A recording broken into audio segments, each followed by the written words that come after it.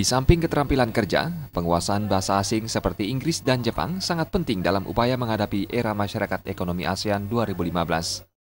Dengan penguasaan bahasa asing, tenaga kerja lokal siap bersaing dengan tenaga kerja dari negara lain yang kemungkinan menyerbu peluang kerja di dalam negeri.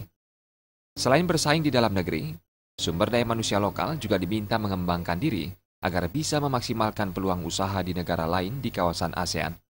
Praktisi pendidikan Bagus Ketutloji menilai, kemampuan bersaing SDM lokal tidak kalah dengan SDM luar, karena sudah dibekali dengan pendidikan dan keterampilan memadai di tingkat formal dan informal.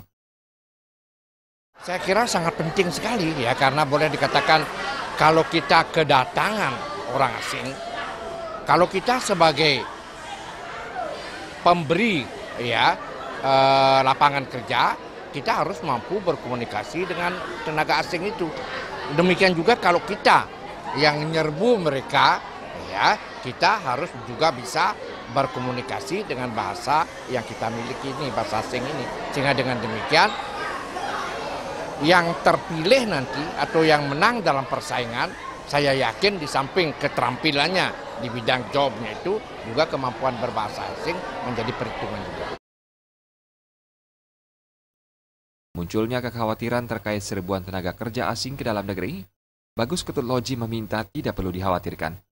Indonesia memiliki jumlah penduduk yang besar dengan kemampuan mumpuni, sehingga bisa membendung serbuan tenaga kerja asing. Pujiantini dan Winata, Bali TV.